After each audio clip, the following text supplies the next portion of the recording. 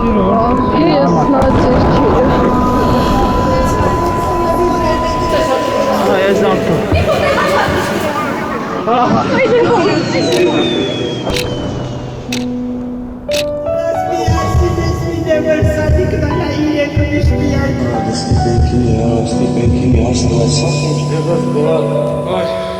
Վերջին վեկալը,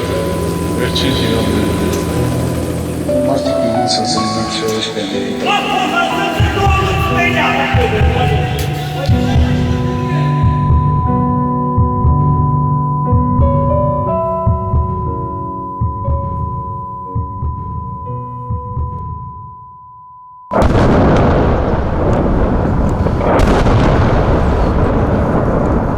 Ամսի 19-ին աշխատանքի ժամին մոտավորապես 12-ի թե 1-ի կողմերը լսվեց կրակոցների ձայնը, իմացանք, որ սկսել է նորից պատերազմ, նորից այդ 44 օրվա պատերազմի հիշողությունները դեռ չավարտված, մենք նորից պետք է մասնակցենք պատերազմի։ Պատերազմին գտնվում է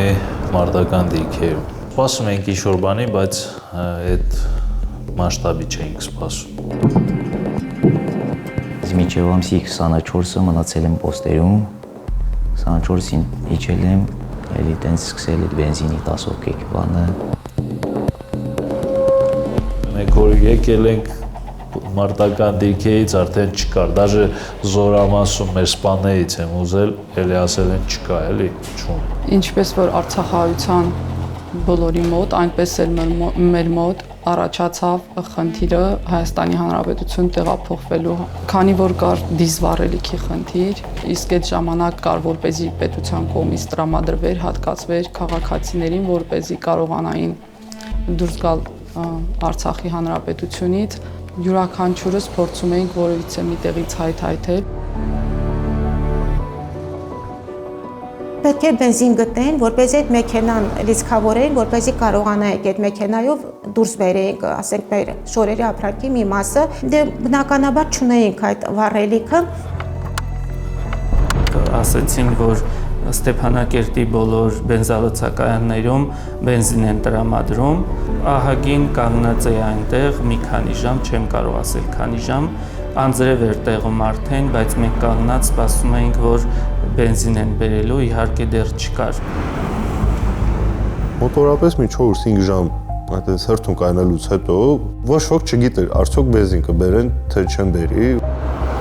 Մի մարդ մոտեցավ, ասեց, որ այսօր այստեղ բենզին չի լինելու, եթե համաձայնեք անունները գրենք հերթականությամբ, վաղը նույն հերթականությամբ կարող եք բենզին ստանալ։ Եվ ամուսինս հենց մեր Շուշվաուգլ, այդպես են ասում, Ստեփանակերտի այդ վայրում բենզալոցակայան կար, ինքը տարաներով գնացել էր այնտեղ եւ հերթ էր պահել, որ եթե այդտեղ լինի վառելիքը, ինքն էլ այդ վառելիքը ստանա ու բերի, որպեսզի այդ մեքենան լիցքավորեք։ Զանգեցին, ասեցին, որ Հայկ Ազովի բենզինի պահեստում բանակի պահեստում մարդիկ բենզին են վերցնում։ Ես քիչ էլ իմանա, որ Հայկազո էնզե կա, բենզին կա։ Բենզինի եւ վառելիքի հետ կապված խնդիրների շուրջ ես անդադ զանգում էի նախարարին, ասում էի՝ «Պարոն Թադևոսյան, ինչ ենք անում, քիչ է, շաբաթը մեկ, իրենք ասում են՝ մի եկեք վառելիք ուզեք, սահմանափակեք»։ Միշտ նախարարն ասում էր՝ «Ինձ հետ գործ չունես, Նազարյան»։ Սա հարցերը դու, ինքը 3 ամսվա նախարար էր։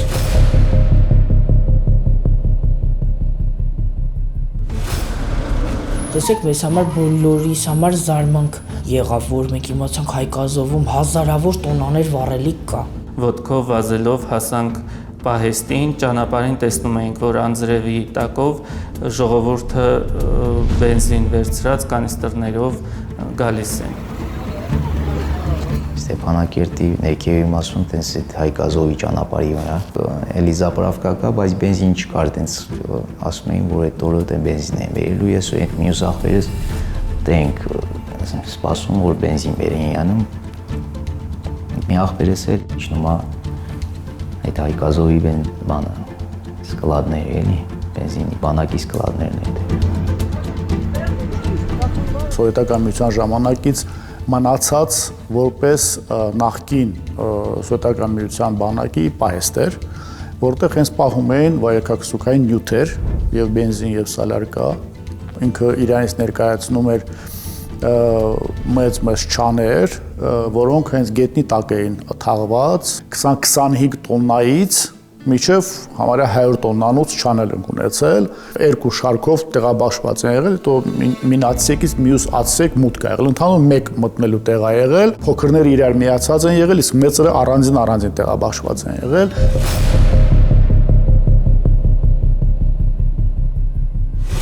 Ես որ մոտա, որ ասում եմ, մի քիչ ուրիշ ձևի պատկերացնում, որ գնացի տեսա չանը գետնի տակա թաղած ու վերևի այդ իր դուրս եկող խողովակներից, այսինքն այդ գազի ինչ որ այդպես հեռացման համակարգալի երևի, տարաներով, պարանով կապած այդպես հանում էին ու առաջից աչիս կետի վրա մոտիկացա ու այդտեղ հետ կայնեց։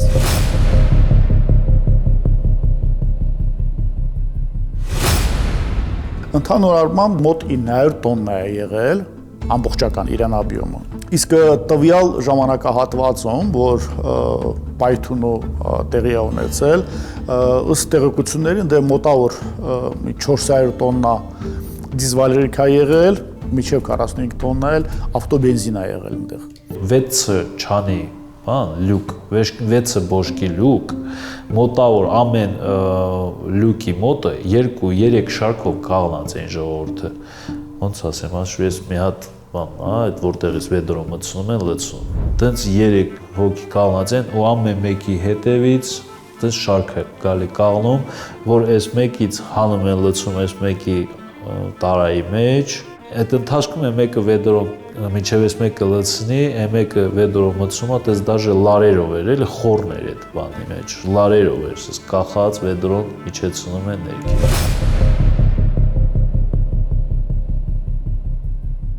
Կեսը գնում էին, կեսը գալիս էին, կեսը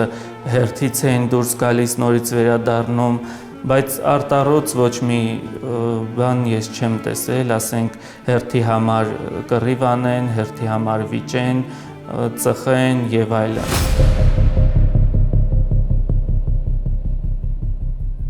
Դաժե սիգարետ քաշողել ա եղել, տես ջահել երեխեքան 17-18 տարեկան։ Մեր երկու օգվել ասել եմ տղեկ մի ծխեք էլի այդ բացօթյա բաց։ Գրեթե բոլորի հարազատները սպասում էին կամ տարածքին շատ մոտ կամ տանը, հիմնականում տղամարդիկ էին գնացել բնականաբար, բենզինը ձեռք բերեն եւ կարողանան շարժվել դեպի Հայաստան Հանրապետություն։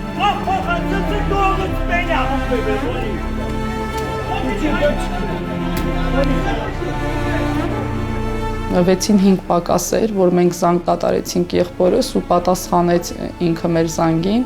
թե արդեն վերջացրել ենք, հեսա ուր որա կգանք տուն։ Ճիշտ է, ես չեմ տեսել, բայց ինքը հոտը կայնած էր, թեկուզ թե դրսում ինքը շատ ուժեղ է բենզինի հոտը կայնած էր։ Պապիկը գրկել էր մոտավոր 3-4 տարեկան իր թոռնիկին եւ պահեստի վրա կանգնած էր, հերթի էր սպասում, բոլորը հորդորեցին նրան երեխային հանել այդ տարածքից, քանի որ բենզինի հոտը շատ ուժեղ էր։ Մնացած 2-3 հոգի մեր շարքից, որ ես պետք է ստանայի տրակումա։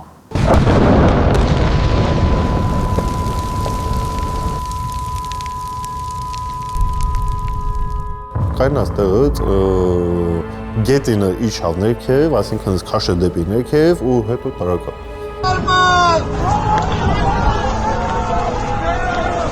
Հիշում եմ, որ պայթյունի հետ միահավասար ես օդ էի բարձրանում, նաև մնացածները օդ էինք բարձրանում ու նորից ընկա նույն տեղը արդեն փոսի մեջ, պահեստի մեջ։ Տղաս սենց մտավ տուն, ասում մամ, գիտես պապան որտեղ է, պապայի տեղը գիտես, ասում եմ դե գնացել այդ բանի վառելիքի հետևից, ասում բա գիտես պայթյուն է եղել։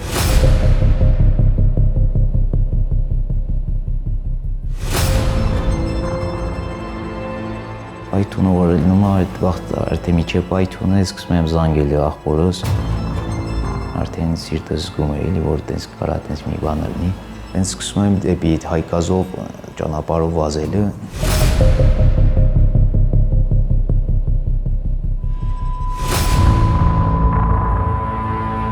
Ու այդ պահին զգացի, որ ինքը չկա։ Կարծես թե ինչ-որ մի բան ինձանից գնաց, ոնց որ հոգուտ կեսը, մարմնիդ կեսը գնա։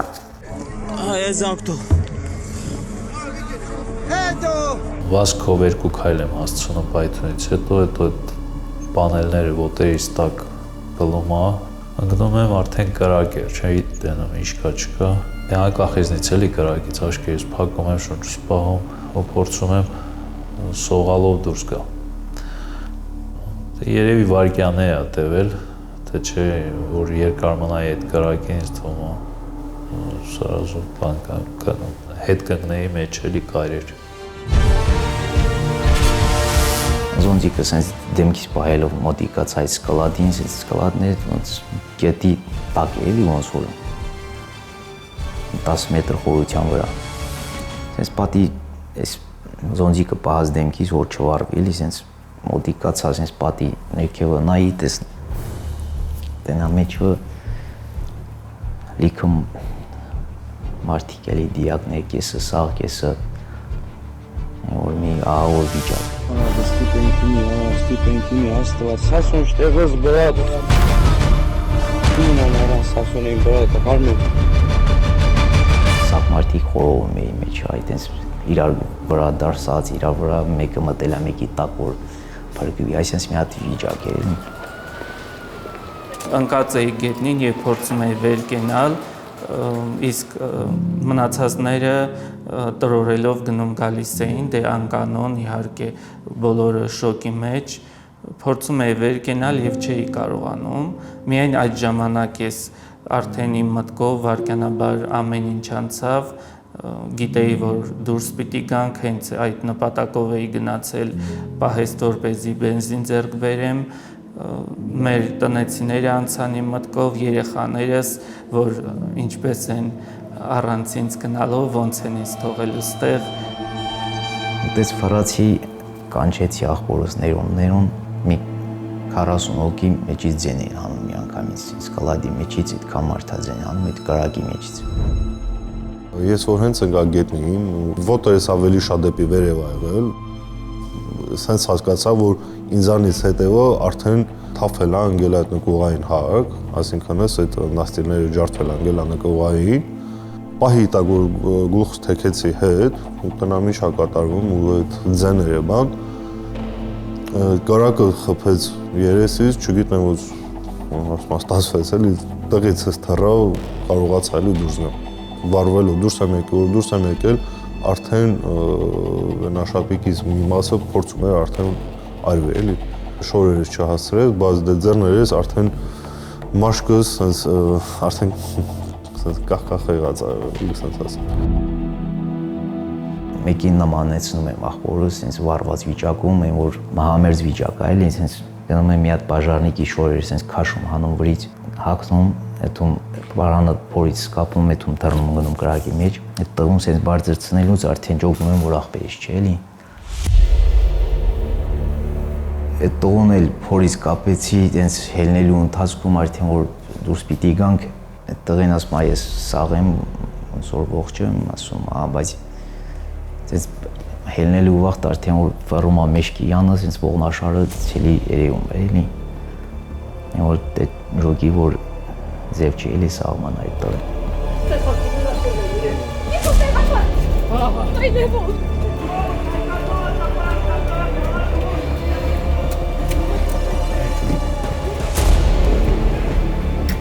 Դե մի րոպեն, շոկայի իրավիճակից մեմ ասած ոչ մի բան չէի ուզում, ցավ չէի ուզում, հարաբերական սենց տնալով որ թեկուզ շորերից իմ վրա ակոպիկ ասած, բայց ահագին մարդու վրա, իրանց վրա այրվել է, հալվել է, գիտակցում էի, որ ես թեթև եմ բրծել, քան թե մնացած։ Լիքը մարդիկ կային սաղ մեջը, որ մեկն ասում է ինձ էլ փրկի, մեկն ասում է ինձ էլ փրկի, տենց այդ պահին էլ տենց կրակը են, որ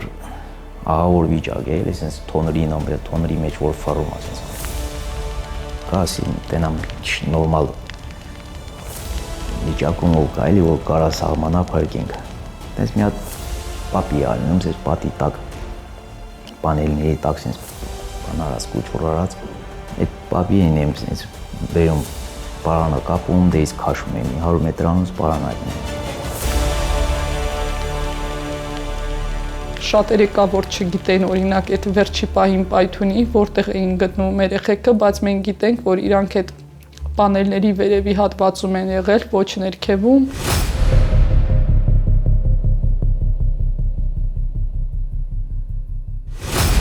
Ու կոնկրետ դիրքերն էլ գիտենք,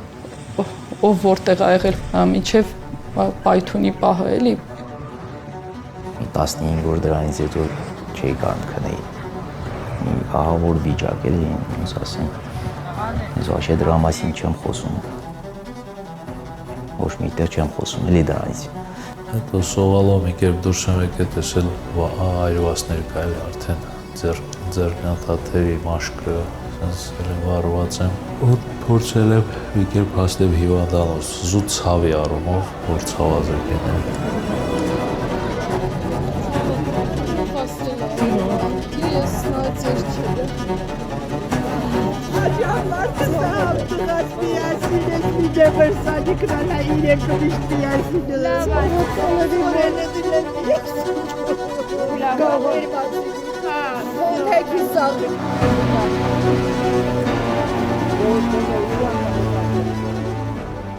Մենք այդ ժամանակ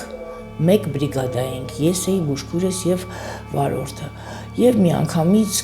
մեկնեցինք, անգամ Հայկազով մենք չէինք հասել ճանապարհին, բոլոր տղամարդիկ, կին չեմ տեսել, տղամարդիկ ամբողջությամբ մերկ այրվածքներով, շատերի վրա հագուստ կար, շատերի ընդհանուր լրիվ ամբողջությամբ մերկ վիճակում էին, մեզ նաև օգնում էին ռուս այդ խաղաղապահները, MЧS-ի աշխատակիցները, բանակի շտապօգնությունը, բոլորը որտեղից կարողանում էին, տեղափոխում էին, որովհետև շատ էին վիրավորները։ Առաջի հենց հասած ավտոն եղել է շտապօգնության տնօրենը, Նազարյան Լիլիթը, ու այն ամենածանր մարդկանց փորձում էին տեղավորեին ավտոյի մեջ, այնքան շատ էին, բայց չէին կարողանում, դեռ չէին անում։ Դաժե իրանք չէին կարողանում նստել հիմնականում, որովհետև ամբողջությամբ այրվածք էր։ Մենք մենակ ես ու իմ բուժքույրս այդպես ցավազրկելով, որին պետք էր լինում թթվածին տալով, բերել ենք Հանրապետական բժշկական կենտրոն։ Ես ավելի մոտ էի գտնվում մանկական հիվանդանոցին եւ իմանալով որ այնտեղ են բերում ես վազեցի այնտեղ հենց այդ պահից մի ժամվա մեջ 60-ից ավել հիմնականում միջև 3-4 աստիճանի խորը այրվածքներով վիրավորներ ենք մենք ընդունել այդ ժամանակ բոլորը արդեն որոշ չափով ավարտելուց հետո կարողացա նաեւ իջնեմ Հանրապետական բժշկական կենտրոն եւ այնտեղ էլ նույն սարսափելի վիճակներ բազմաթիվ 100-ից ավել շատ վիրավորներ այրվածքով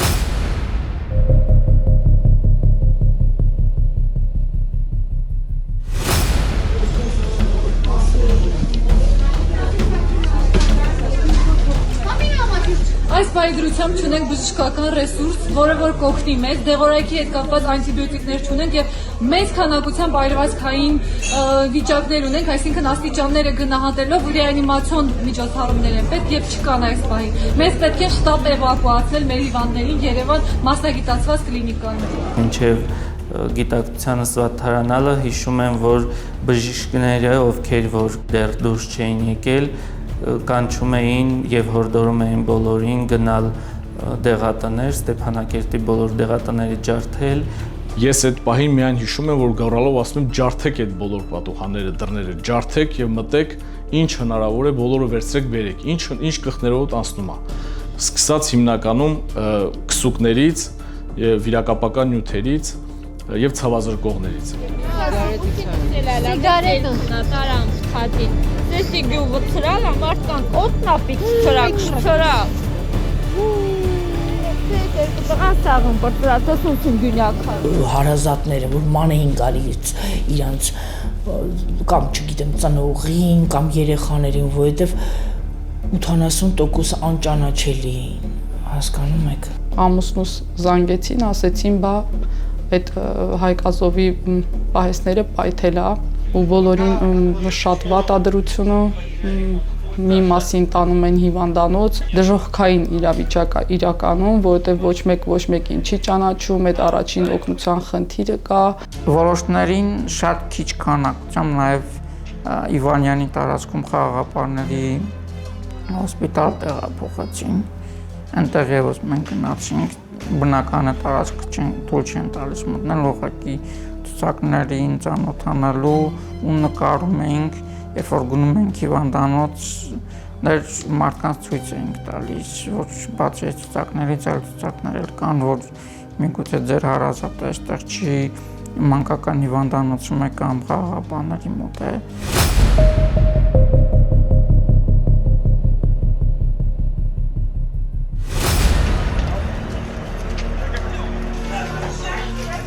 Ու հիվանդանոցներում չգտնելուց հետո արդեն անցանք դիահերձարաններին ու այնտեղ էլ ոչ մի բան չեն գտել։ Այդ ժամանակ, գիտեք, այն աշճան հորդառատ առանձրև էր։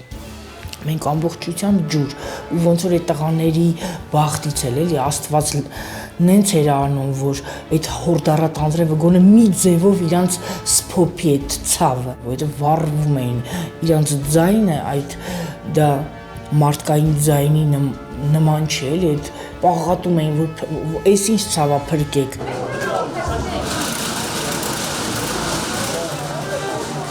Մանկական հիվանդանոցում բոլորը ցավ էին քաշում, բայց հնարավորինս զուսպ էին իրաց պահում։ Ցավազրկողները անելուց հետո որոշակի վիրակապություններից հետո մի քիչ ցավերը թեթևանում էին։ Հիմնական սրահներից մեկում մի հատ տղամարդ կար, որը անդադար լացում էր։ Անդադար ինքը գոռում էր։ Արդեն մի ժամ, երկու ժամ անցնելուց հետո ես մոտեցա իրանց եւ հատուկ ասացի, որ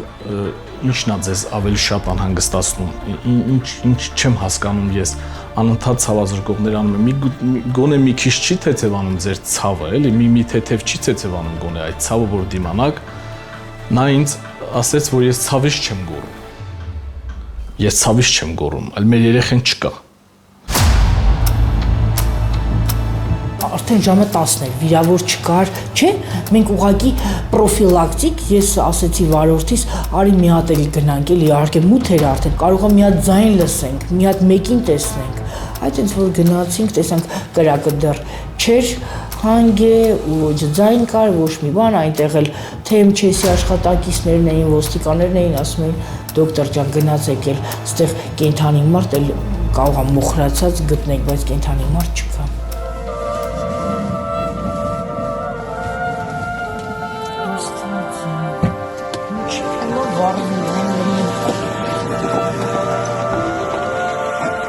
Ու որ արդեն հասկացանք, որ չեն գտնում, իսկ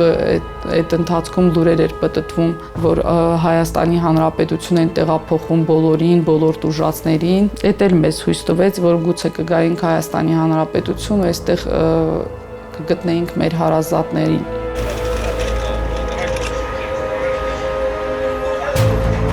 Ու արդեն որ տեղափոխությունները սկսեցին ինքնաթիռներով, ես իմ բուժքրոջս հետ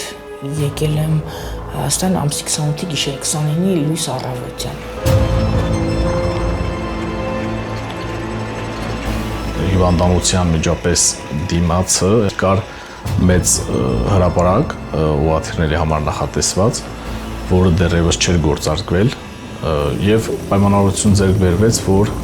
այնտեղ ուղղաթիռները անմիջապես կայանեն եւ մենք կարողանանք տարահանում կատարենք։ Դուրս եմ գալի, հենց դուրս եմ եկել, աղբերս ազանգել ինձի, ասում եմ, պայթուն ա եղել, տենց ավելի շատ ցավի ազդեցության տակ չէր խոսում, որ պանիկայի ազդեցության տակ է էլի ավելի շատ։ Պասալ պայթել անդև ան ասում գիտեմ իրեն դեմ ես ան լավ ես ասմա ոչինչ նորմալ շատ ես վարվել ասմա հա հետա վերջի անգամ այդ վաղտ եմ խոսացել տենց հետո վերտալուտով բերելու ընթացքում մահացել աղբերից Արցախ առանց գտնելու դուրս ենք եկել, որովհետև արդեն Ստեփանակերտում մարդ չկար։ Եվ ասացին, որ անիմաստ է մեր այնտեղ մնալը, որովհետև ավելի լավ է գայինք Երևան ու Երևանում հիվանդանոցներում փորձեինք փնտրել, որովհետև ասել են, որ ահագին մարդիկ կան, որոնք անգիտակից վիճակում էին, նույնականացված չէր նրանց, չգիտեին ովքեր են նրանք։ Եվ այդպես եկանք Գորիս, հաջորդ օրը եկանք Երևան ու լսեցինք, որ թեժգիծ է գործում։ Օթավակայանից տեղափոխեցին Սիսիան, ռուսների ուղղաթիռներով, դերից էլ արդեն հայկական ինքնաթիռներով Երևան։ Այ, վերջին վերտալոտը, վերջին հիվանդներն ու վիրավորները։ Անմիջապես տեղափոխվել է Այրվածքաբանության ազգային կենտրոն։ Բժիշկները խոսելով ներս էին մտել, բարձր ես գիտեի, որ հիվանդանոցում եմ, բայց երևի դեղորայքի ազդեցության տակ ամեն ինչ այլ ձևի էր թվում, նաև անզգայացումներից հետո, նարկոզներից հետո, ես լսեցի, որ նրանք քննարկում են, թե ինչպես պետք է ինձ տեղեկացնեն, որ պետք է կտրեն մատներս, ասեցի միայն թե աջ ձեռքիս մատները չլինեն, վիրահատությունից հետո տեսա, որ աջ ձեռքս է այդ վիճակում, ասացի դե ոչինչ, արդեն դրա մեջ ենք, պետք է դուրս գանք։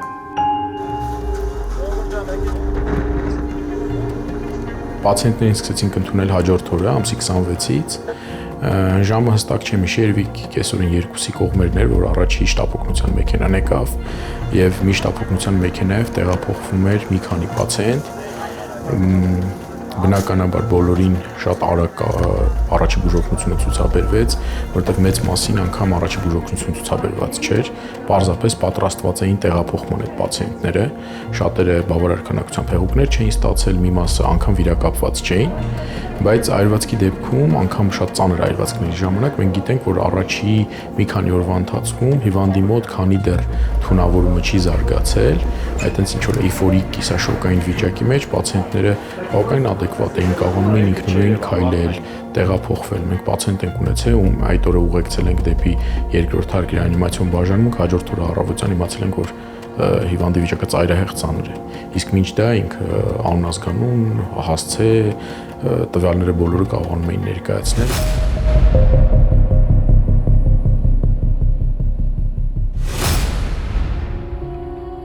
Եկանք ու նորից այդ ամեն ինչ այստեղ սկսվեց հիվանդանոցներով։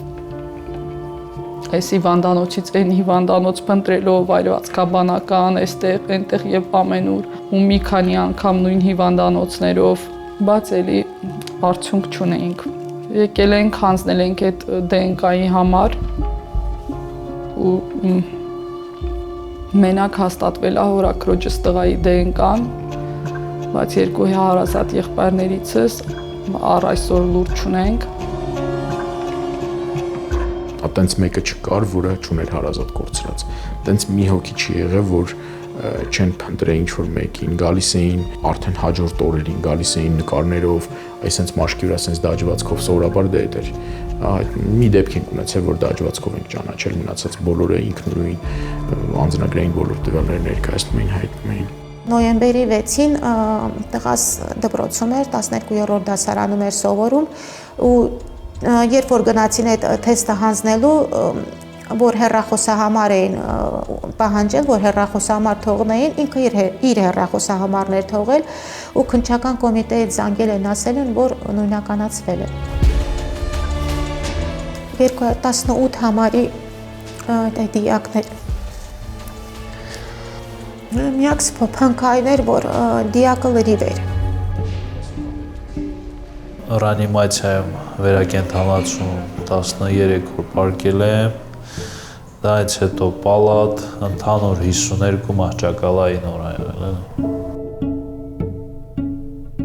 Մենք շատերի պատմությունները գիտեինք ով քանի հոգի է կորցրել։ Մենք ունեցել ենք դեպք, երբ որ հայրը մեր մոտ մահացավ եւ բնականա տղային չէինք ասելու դրա մասին, հետո լուր հայ սպասեցինք, որ մաքսիմալ կազդուրվի, լուրը հայտնեցինք։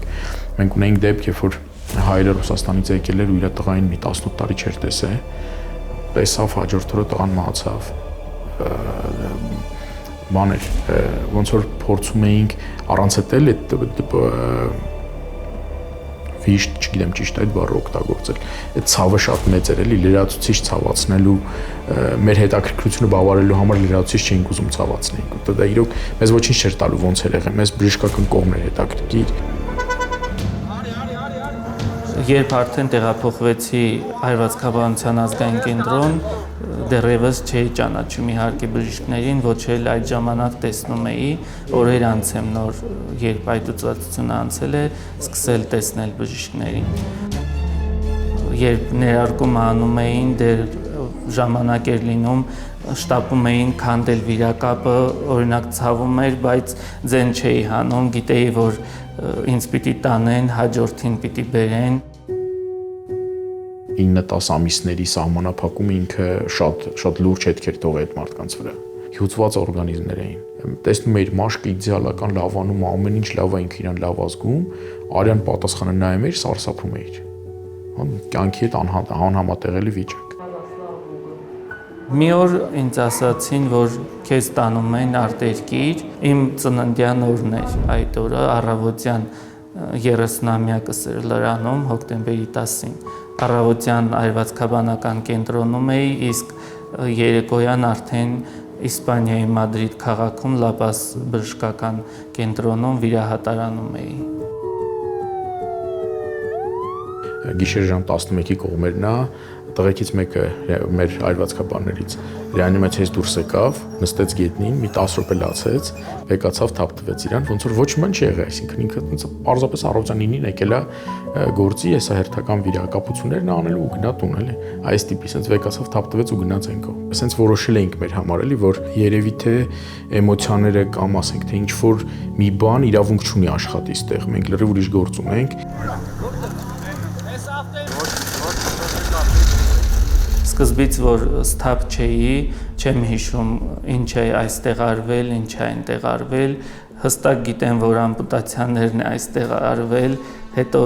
բժշկուհիս էլ է ասել, գիտես, ես եմ քո մատերը կտրել, ասում եմ շնորհակալություն, որ դրանով իմ կյանքն է փրկել։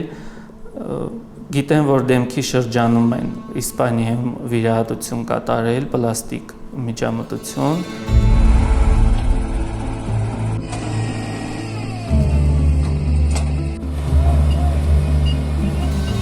Մոտեցանք նաև հետաքննության մարմիններին, որպեսզի տենանք ցախ մասունքները հանելուց հետո վերջնական ինչ է մնացել ու ինչ է բերվել Հայաստանի Հանրապետություն, եւ այնտեղ գտանք եղբորս հեռախոսը լրիվ անվնաս, իսկ մնացած ոչ մեկից, ոչ իմ մյուս հարազատ եղբոր անձնական իրերից ոչ մի բան չի գտնվել։ Մարդիկ մնացած են լավ սոյես պեներին տակին ունիժու։ Այստի ելը։ Ռիսկը շատ էր, անվերահսկելի որևէ գործողություն, առավել եւս որը կապված է վարելիքի հետ կամ շուտ այրվող կամ պայթող նյութի հետ, դա ուղղակի բերում է այդպիսի ողբերգության։ Դա կանոնն է դրան։ Առ այսօր պատկերացրեք, որ ոչինչ համարյա չի արվել։ Առ այսօր ընդամենը նրանց վարկածը այն է, որ քաոսային վիճակ էր տիրում, մարդիկ անվտանգության կանոնները չեն պահպանել եւ այդ անվտանգության կանոնների չպահպանման հետևանքով տեղի ունեցել այդ պայթյունը։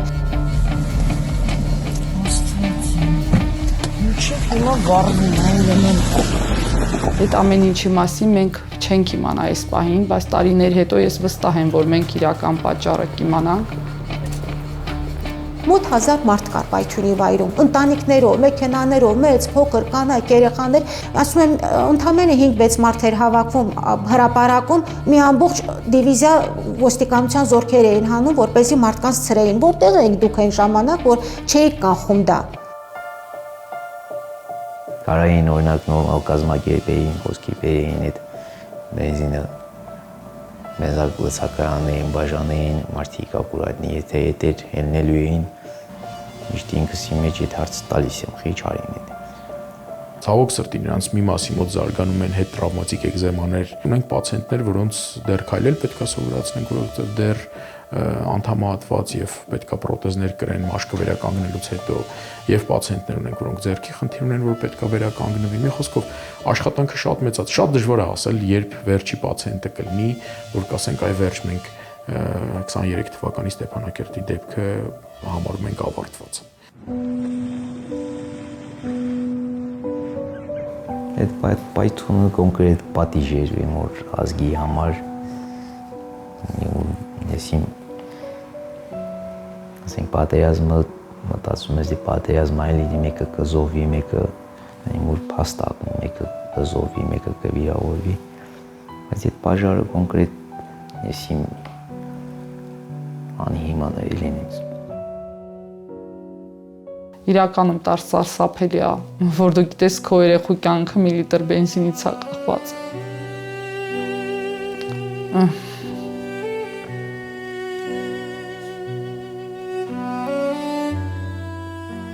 Քիչ դժվար բան։ Գիտակցում ես, որ ուղղակի քո բախտը մի քիչ բերել է։ Պարզապես մի քիչ բախտը բերել է, ոչ այսպես։ Ցանկացած մարդ էլ հիմա էլ